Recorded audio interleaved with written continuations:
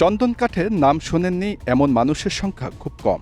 রূপচর্চা কিংবা আয়ুর্বেদিক চিকিৎসায় এই কাঠের বহুল ব্যবহার হয়। সম্প্রতি পুষ্পা দ্য রাইজ সিনেমা মুক্তির পর থেকে নতুন করে আলোচনার বিষয় হয়ে দাঁড়িয়েছে এই চন্দন কাঠ। তবে এবারের আলোচনা লাল চন্দন ঘিরে। আসলেই কি লাল চন্দন এত দামি? এমন প্রশ্ন এখন অনেকেরই। সিনেমায় আল্লু অর্জুন কিভাবে লাল চন্দন কাঠ পাচার করে বিশাল সাম্রাজ্য গড়ে তোলেন সেই গল্প নিয়ে এগিয়েছে পরবর্তী ৩ ঘন্টা। পুষ্পা নাম শুনকে ফ্লাওয়ার সমঝে ক্যা?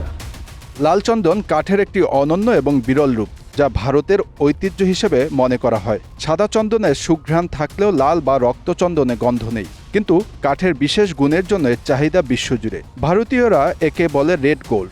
বিশ্ববাজারে এর চাহিদার জন্যই এর নামকরণ। ভারতীয় পুরাণে চন্দনকে ধর্মীয় সম্মাননা দেওয়া হয়েছে। শুধু বিশ্বাসের উপর হিন্দু ধর্মে চন্দনের বহুবিধ ব্যবহার দেখা যায়। হিন্দু ধনী ব্যক্তিরা মারা গেলে চন্দন কাঠ দিয়ে দাহ করার ঐতিহ্য বহুকাল ধরে চলে আসছে। পূজায় লাল চন্দনের ব্যবহার অত্যন্ত পবিত্র বলে মনে করা হয়। হিন্দু ধর্মাবলম্বীদের বিশ্বাস, লাল চন্দন ঘরে সুখ আনে। লাল চন্দন একটি ছোট গাছ, যা উচ্চতায় ৫ থেকে ৮ মিটার পর্যন্ত বৃদ্ধি পায় এবং গাঢ় লাল রঙের হয়, যা বড় হতে ৭ থেকে ১২ বছর সময় নেয়। সাধারণত ভারতের অন্ধ্রপ্রদেশের চিত্তুর জেলার শেষাচলম জঙ্গলে মেলে এই লাল চন্দন। ভারতের অন্ধ্রপ্রদেশ, তামিলনাড়ু ও কর্ণাটক এই ৩ রাজ্যের সীমান্ত এসে মিলেছে এই ঘন জঙ্গলে। আন্তর্জাতিক বাজারে ১ টন লাল চন্দন কাঠের দাম ৮০ লাখ থেকে ২ কোটি টাকা। বিশেষ করে চীন ও জাপানের মতো দেশে লাল চন্দন এবং এই কাঠ থেকে তৈরি পণ্যের ব্যাপক চাহিদা রয়েছে। এটি বেশিরভাগই বাদ্যযন্ত্র, আসবাবপত্র, ভাস্কর্য ইত্যাদি তৈরিতে ব্যবহৃত হয়। Institute of wood science and টেকনোলজির মতে এই উদ্ভিদ শরীরকে শীতল করে, জ্বালাপোড়া কমায়, রয়েছে রক্ত শুদ্ধিকরণের গুণও।